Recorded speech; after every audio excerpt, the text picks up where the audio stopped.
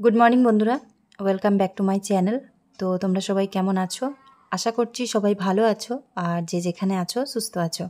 আর তোমাদের ভালোবাসার আশীর্বাদে আমরাও সবাই বেশ ভালো আছি। তো এখন সকাল থেকেই আজকে তোমাদের সাথে আমি ব্লগটা স্টার্ট করলাম। তো সকালবেলা ঘুম থেকে উঠে ঠাকুরকে প্রণাম করার পরে আমি সবার আগে সুজিকে ওষুধটা খাইয়ে দিই। কারণ সকালবেলা ঘুম থেকে ওঠার পরেই ওর সকালে খালি পেটে একটা ওষুধ থাকে, যেটা খাওয়ানোর পরেই ওকে কিন্তু আমি খাবার দিতে পারবো। তো প্রথম থেকে যখন থেকে ওকে ডক্টর দেখিয়েছি, তো প্রত্যেকটা জিনিসই কিন্তু ডক্টর বলেছে একটু মেনটেন করে চলতে, তাহলে সেটা একটা অভ্যাসে পরিণত হয়ে যাবে। তো স্বাভাবিক, এখন যখন সুজি আমাদের বাড়িতে প্রায় মাসখানেকের ওপরে রয়েছে, ওর যখন বয়সটা এখন মাসখানেকের ওপরে হয়ে গেছে, তো আমার তো প্রত্যেকটা জিনিসের অভ্যাস হয়ে গেছে, আর টাইম টু টাইমই ওকে খাবার আর ওষুধগুলো আমি দেওয়ার চেষ্টা করি। তো আজকেও ঠিক সকালবেলা সেমনটাই করলাম। আর বাইরে কিন্তু হালকা বৃষ্টি হচ্ছে, তো বৃষ্টির কারণেই একটু দেরি করে আবার ঘর থেকে বেরিয়েছি। তো ওষুধটা খাওয়ানোর পরে আমিও কিন্তু সকালবেলা আমার থাইরয়েডের ওষুধটা খেয়ে নিয়ে বেশ কিছুক্ষণ ঘরেই বসেছিলাম, যেহেতু আমাদের সব কাজকর্মই ঘরের বাইরে। তো ওই জন্য কিছুক্ষণ পর দেখলাম বৃষ্টিটা হালকা একটু কমেছে। তো তারপরে বেরিয়ে সবার আগে মেন গেটের তালা, তারপরে আমাদের কর্কেটের ঘরের যে তালা দেওয়া থাকে, তো সেই তালাগুলো খুললাম। আর খোলার পরে ভাবলাম তোমাদেরকে বাইরের ওয়েদারটা একটু দেখাই। তো দেখো, বাইরে টিপটিপ করে বৃষ্টি পড়া যখন বন্ধ হয়ে গেছে, তখন তোমরা দেখতেই পাচ্ছ, আগের দিন দেখিয়েছিলাম যে আমি এখানে কিছুটা ব্লিচিং পাউডার দিয়েছি। তো এই পাউডারটা দেওয়ার পরে কিন্তু স্যাঁতস্যাঁতে জায়গাটা একদম মোটামুটি ঠিক হয়ে এসেছে। আর টিপটিপ করে কিন্তু বৃষ্টি এখনও পর্যন্ত পড়ছে, তোমরা লক্ষ্য করলে দেখতে পাবে। তো আকাশের দিকে ক্যামেরাটা আমি অন করলাম না, কারণ বেশি আলোর দিকে ক্যামেরা অন করলে আজকে দেখছি আমার ফোনের ক্যামেরাটা একদম অন্ধকার হয়ে আসছে। ঠিক বুঝতে পারছি না যে ব্যাপারটা কেন এরকম হলো। তো যাই হোক, আজকেও সকালবেলা যখন দেখছি যে বৃষ্টি পড়ছে, ওয়েদারটা ভালো নেই, তখন সকাল থেকেই মন মেজাজটা একটু খারাপ লাগছিল যে এরকমটা হলে পরে প্রত্যেক দিন তাহলে কি করে চলবে। তো যাই হোক, আজকে পুচকুসোনা শুভর দুজনার ছুটি, যেহেতু ওরা দুজন ঘরে ঘুমাচ্ছে, আর আমি ভাবলাম সেই ফাঁকে ওদের জন্য দুধটা আগে গরম করে রেখে দিই। কারণ বাড়িতে আছে যেহেতু, ঘুম থেকে উঠেই আগে দুধটা খাবে, তারপরে কোনো ভারী খাবার ওরা খাবে। কারণ ওরা সকালবেলা উঠেই ভারী কোনো খাবার খেতে পারে না। তো এক ফাঁকে আবার যখন সুযোগ পেলাম, তো থালা বাসনগুলোও ধুয়ে নিলাম, কারণ মাঝে আবার একবার বৃষ্টি হচ্ছিল। তো তারপরে হঠাৎ করে বৃষ্টিটা কমার পরেই ভাবলাম যে বাইরে যখন কাজ করতেই হবে, তো তখন আগে জামা কাপড়টা ভালো করে শুকাবার জন্য দিয়ে দিই, আর তার সাথে থালা বাসনগুলো মেজে নিই। তো থালা বাসনগুলোকে মেজে ঘরে ঢুকিয়ে দিয়ে এখন আমি চলে যাব জামা কাপড়গুলো মেলতে। তো জামা কাপড় কোনো কিছুই আমাকে হাতে ধুতে হয় না, তোমরা সবাই জানো যারা আমার ডেলি ভ্লগ দেখো। প্রত্যেকটা জিনিসই মেশিনে ধোয়া হয়ে যায়, চাদর থেকে শুরু করে ছোট রুমাল পর্যন্ত যাবতীয় সব কিছু। কিন্তু 2-3 দিন ধরে যে পরিমাণে বৃষ্টি হচ্ছে, তাতে কিন্তু জামাকাপড় শুকানো প্রচণ্ড দুষ্কর হয়ে গেছে। তো তবুও চেষ্টা করছি ঘরে বাইরে সব রকমভাবে জামাকাপড়গুলোকে কোনো রকম মোটামুটি শুকিয়ে নিতে। তো কালকে রাত্রিবেলা নতুন ঘরের ভিতরেও কিন্তু দড়ি টাঙিয়ে বেশ কিছু জামাকাপড় মেলে দিয়েছিলাম, যেগুলো হালকা শুকিয়েছে, এখনও পর্যন্ত ঠিকঠাক শুকায়নি। কারণ আমাদের সিলিং ফ্যানটা হয়ে গেছে একদম স্লো, যতই ঠিক করা হোক ওই ফ্যানটার থেকে হাওয়া একদমই কম আসে। তো যার কারণে আমাদের কিন্তু গরমের টাইমে প্রচণ্ড গরম লাগে, ঘরে সেরকম হাওয়া বাতাস বলতে কিছুই নেই। তো কুলারটাও মাঝে মাঝে ইউজ করতে হয় আমাদের। কিন্তু এখন যেহেতু বাইরে বৃষ্টি হচ্ছে, তো 2-3 দিন ধরে ওয়েদারটা ঠান্ডা আছে, কিন্তু দুটো জামাকাপড় শুকাবে সেরকমও কিন্তু ফ্যানের হাওয়াটা দেয় না। তো ভাবছি ফ্যানটাকে চেঞ্জ করাতে হবে, নাহলে এইভাবে চলবে না। তো শীতকাল পড়ুক, তারপরেই কোনো না কোনোভাবে ফ্যানটাকে চেঞ্জ করিয়ে নেবো, যাতে সামনের গরমে কোনো রকমের সমস্যা আমাদের না হয়। তো মোটামুটি বাইরের ওয়েদারটা ভালো দেখে খুবই ভালো লাগছিল, কারণ কালকের থেকে নিয়ে এখনও পর্যন্ত ওয়েদার ঠিক হয়নি। তো মাঝখানে একটুখানি ওয়েদার ঠিক হওয়াতে খুবই ভালো লাগলো, যাতে জামা কাপড়গুলো একটু শুকাবে এটাই আশা করেছিলাম। কিন্তু তা আর হলো না, মাঝে আবার বৃষ্টি শুরু হয়ে যাওয়াতে জামা কাপড় সব তুলে নিয়ে আসতে হয়েছিল। তো বর্ষাকালটা আমার একদমই ভালো লাগে না, কারণ এই ছিপছিপে বৃষ্টির কারণে সবসময় ঘর দৌড়ের মধ্যে জামাকাপড় মেলা থাকে, চারদিকটা নোংরা হয়ে থাকে, কিন্তু কিছু করার নেই। আর দ্বিতীয় কথা, আমি যেহেতু বাড়িতে একা, তো সব কাজ আমাকে একা সামলাতে হয়। তো চারদিকে সামলাতে গিয়ে একদম মানে কি বলবো তোমাদেরকে, মানে হিমশিম খেয়ে উঠি। আর যেহেতু হেল্পিং হ্যান্ড না থাকার কারণে, আমার যেহেতু বাড়িতে দুটোই বাচ্চা, তো ওরা যেটুকু পারে আমাকে হেল্প করে দেয়, এমনটা নয় কিছু করে না, কিন্তু তবুও দেখবে একটা বড় মানুষ যেই হেল্পটা করতে পারে কাজকর্মের ক্ষেত্রে, তো সেটা কিন্তু সবাই পারে না। তো হেল্পিং হ্যান্ড ছাড়া যেহেতু আমি কাজকর্ম করি, তো আমার একটুখানি চাপটা বেশি হয়ে যায়। তো সুজিকে মাঝখানে একবার ভালো করে চিরুনি দিয়ে গাটা আছড়ে দিলাম, বিছানাটা তুলে দিলাম। তো তোমরা দেখতেই পাচ্ছ সব কিছু আমাকে একা হাতেই মেনটেন করতে হয়। তার মাঝখানেও আমি চেষ্টা করছি যে প্রত্যেক দিন প্রত্যেকটা মুহূর্ত ভিডিওগুলো কন্টিনিউ তোমাদের সাথে শেয়ার করার, কারণ ইউটিউব প্ল্যাটফর্মেও না মানে কোনো হেল্পিং হ্যান্ড ছাড়াই আমাদেরকে কিন্তু নিজেদের জায়গাটা তৈরি করে নিতে হবে। শুধুমাত্র সংসারের কাজকর্ম নয়, সব কিছুই যাবতীয় নিজেদেরকে কিন্তু একাই করে নিতে হয়। হ্যাঁ, তবে যদি কেউ একটু পাশে থাকে বা সাপোর্ট করার মতন আমরা যদি কাউকে পাই তাহলে মনের জোরটা অনেকটা বেড়ে যায়। তো যাই হোক, এক্ষেত্রে আমি পুরোটাই একা।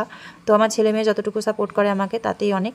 তো আজকে সুজিকে আমি সকালবেলা ওষুধ খাওয়ানোর পরে 2টো মেরি বিস্কিট দিয়েছিলাম। তো সেই বিস্কিটটা খাওয়ার পরে ওকে প্রায় 10:30-11টার দিকে আমি একটা ডিম সেদ্ধ দিয়েছি, তো সেটা হাফ বয়েল করে।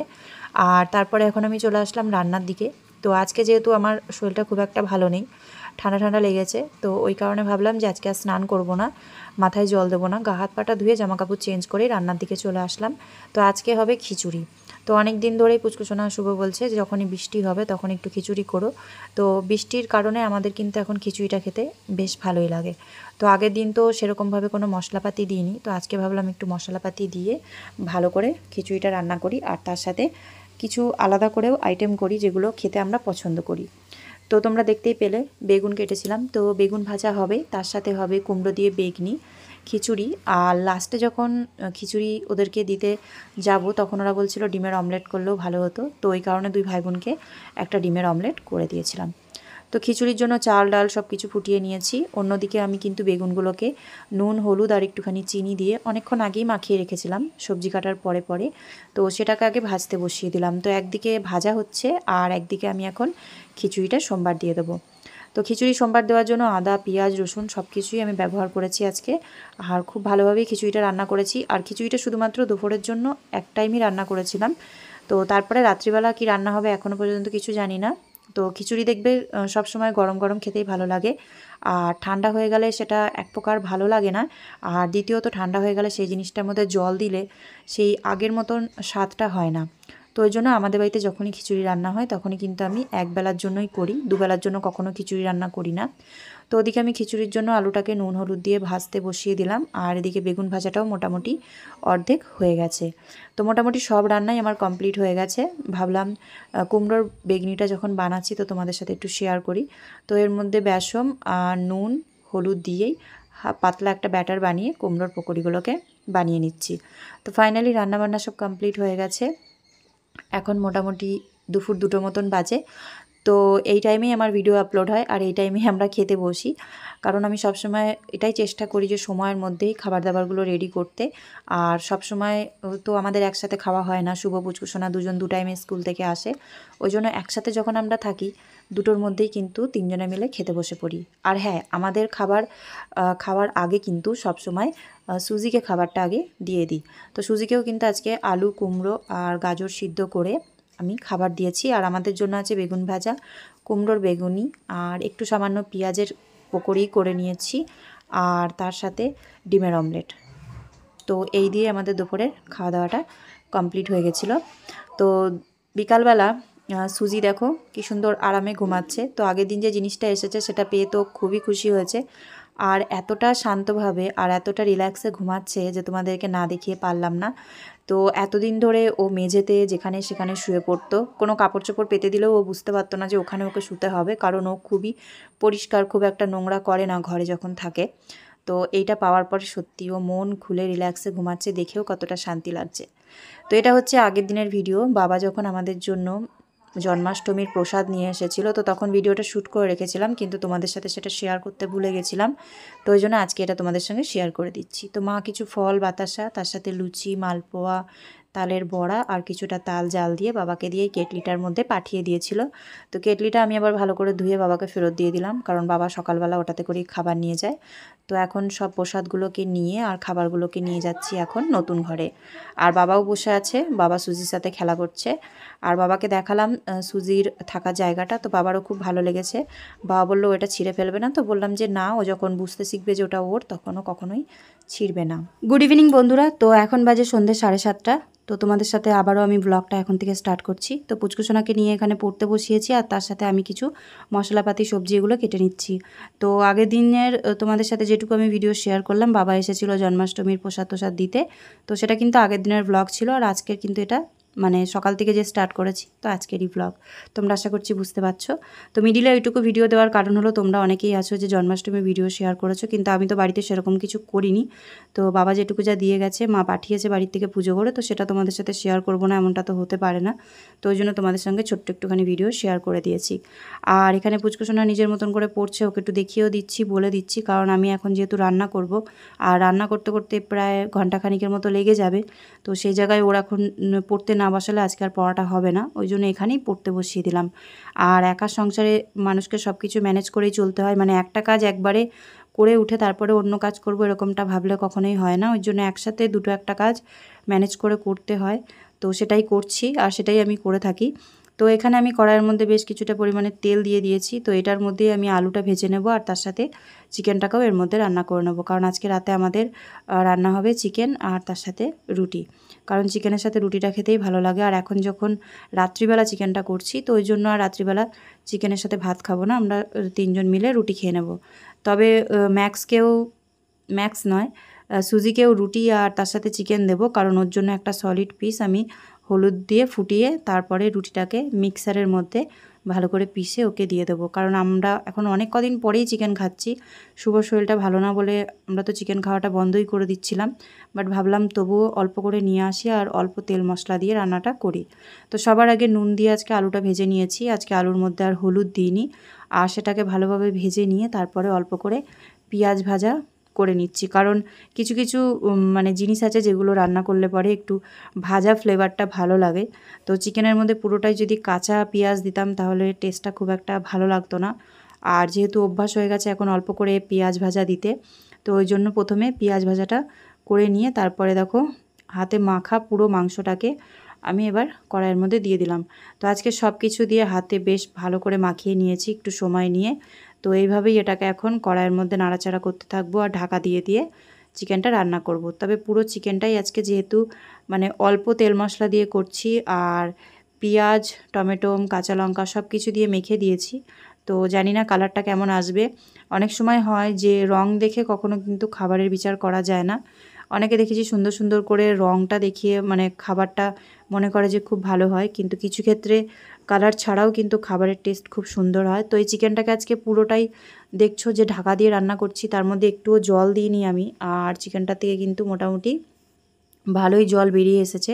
তো এইভাবেই এটাকে আস্তে আস্তে নাড়াতে নাড়াতে ঢাকা দিয়ে দিয়ে রান্নাটা কমপ্লিট করব। তো দেখা যাক ফাইনাল লুকটা কেমন আসে। তো মিডিলে আমি আলুগুলোকেও দিয়ে দিলাম, কারণ আলুগুলোকে আজকে খুব বেশি সময় নিয়ে ভাজিনি, কারণ চিকেনের মধ্যে অর্ধেক রান্নাতেই যদি আলু দিয়ে দেওয়া হয় তারপরে রান্না কমপ্লিট হতে হতে আলুটা ভালোভাবে সিদ্ধ হয়ে যাবে। তো চিকেনটাকে চাপিয়ে দিয়ে অর্ধেক হয়ে গেছে, তো তারপরে এখন রুটিগুলো এক এক করে বানিয়ে নেব। তো রুটি মোটামুটি বানানো আমার হয়েই গেছিলো, তো লাস্টে হঠাৎ করে মনে পড়েছে যে তোমাদের সাথে রুটি বানানোটা তো শেয়ার করা হয়নি, তো ওই জন্য লাস্টে যে রুটিটা আমি বানাচ্ছি তো সেটা তোমাদের সঙ্গে একটু ভিডিওটা শেয়ার করে দিলাম। তো আমি তো এইভাবেই রুটি বানাই, তোমরা কারা কারা এরকমভাবে রুটি বানাও ফ্রাই প্যান বা তাওয়ার মধ্যে, তো অবশ্যই কমেন্ট করে জানাবে যে ফুলাতে তোমরা এইভাবে পারো কি না। তো আমি তো এইভাবেই ফুলিয়ে নিই, তো আগুনে দেওয়ার দরকার পড়ে না।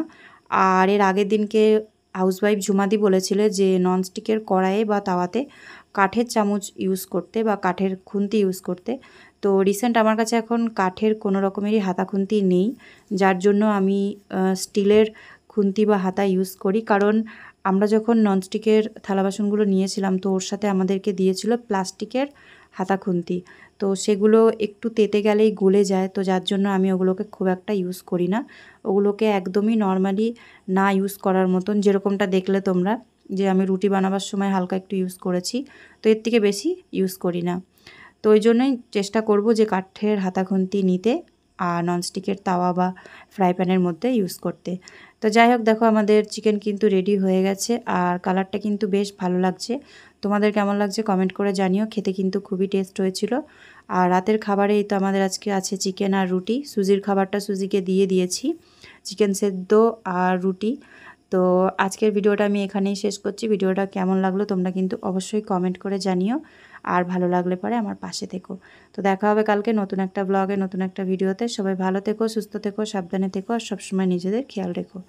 Take care, good night, by.